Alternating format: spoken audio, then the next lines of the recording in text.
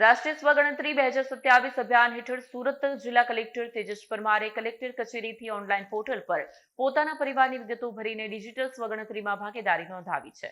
રાષ્ટ્રીય સ્વ વસ્તી ગણતરી 2027 અભિયાન હેઠળ સુરત જિલ્લા કલેક્ટર તેજસ પરમારે કલેક્ટર કચેરીથી ઓનલાઈન પોર્ટલ પર પોતાની વિગતો ભરીને ભાગીદારી નોંધાવી છે। તેમણે જણાવ્યું કે વસ્તી ગણતરી એ માત્ર આંકડાની પ્રક્રિયા નથી, પરંતુ દેશના વિકાસનો આધારસ્તંભ છે। ગુજરાતમાં 17 મેથી 31 મે 2026 દરમિયાન નાગરિકો લેપટોપ, ડેસ્કટોપ કે સ્માર્ટફોનથી ઓનલાઈન વિગતો નોંધાવી શકશે।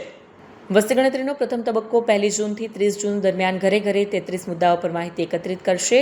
જેમણે ઓનલાઈન સ્વગણતરી કરી હશે તેઓએ જનરેટ થયેલા આઈડી ગણતરીદારને આપવાનું રહેશે। ઓનલાઈન સ્વગણતરીમાં મુશ્કેલી જણાય તો ટોલ ફ્રી નંબર 1855 પર સંપર્ક કરીને માર્ગદર્શન મેળવી શકશો।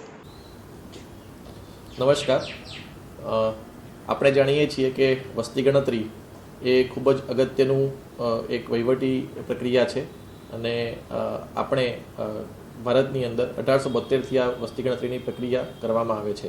તો આ સંદર્ભે આ 2026-27માં વસ્તી ગણતરીનો પ્રારંભ થઈ ચૂક્યો છે અને ગુજરાતમાં તારીખ 17મી મેથી 31મી મે દરમિયાન વ્યક્તિ પોતાના ઘરે બેઠા ઓનલાઈન લેપટોપના માધ્યમથી અથવા ડેસ્કટોપના માધ્યમથી અથવા સ્માર્ટફોનના માધ્યમથી પોતાનું સ્વગણતરી કરી શકે છે, એટલે કે સેલ્ફ ઇન્યુમરેશન કરી શકે છે। મિત્રો, વસ્તી ગણતરી વિકાસનો એક મહત્ત્વનો પાયો છે। વસ્તી ગણતરીમાં જે પણ આંકડા આપણને મળે છે તે આંકડાના આધારે જ આપણા દેશનું આયોજન નક્કી થતું હોય છે। એટલે મારી સૌ તમામ નાગરિક મિત્રોને ખાસ વિનંતી છે કે વસ્તી ગણતરીની પ્રક્રિયામાં આપણે ભાગ લઈએ। આ પહેલો તબક્કો જે છે એમાં આપણે અત્યારે દરેક ઘર જઈને અમારા ગણતરીદાર જે છે એ ઘરની માહિતી મેળવશે અને તેમાં કુલ 33 પ્રકારના પ્રશ્નો છે એ પૂછવામાં આવશે।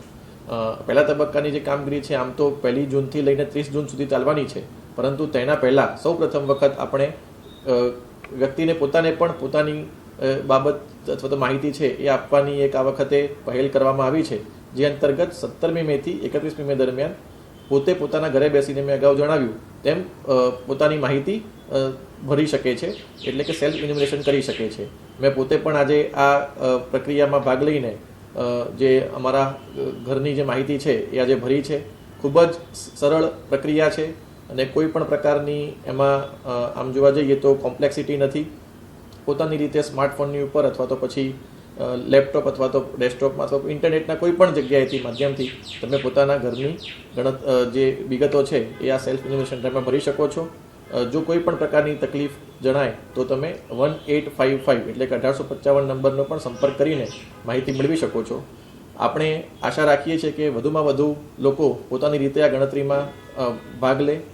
ત્યારબાદ 1 જૂનથી 30 જૂન દરમિયાન જ્યારે અમારા ગણતરીદાર આપના ઘરે આવે તો જો પોતે જો માહિતી ભરેલી હશે તો એક આઈડી જનરેટ થયેલો હશે, એ આઈડી તમારે એમને ખાલી આપવાનો રહેશે અને જો એ સેલ્ફ ઇન્યુમરેશન નહીં કરેલું હોય તો પછી એ ગણતરીદાર જ્યારે કોઈ પણ પ્રશ્ન પૂછે તો તમારે એ પ્રશ્નનો જવાબ આપવાનો રહેશે।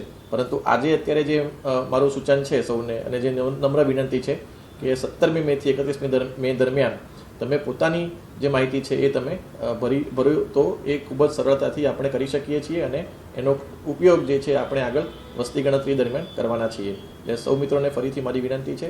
આભાર, જય હિન્દ।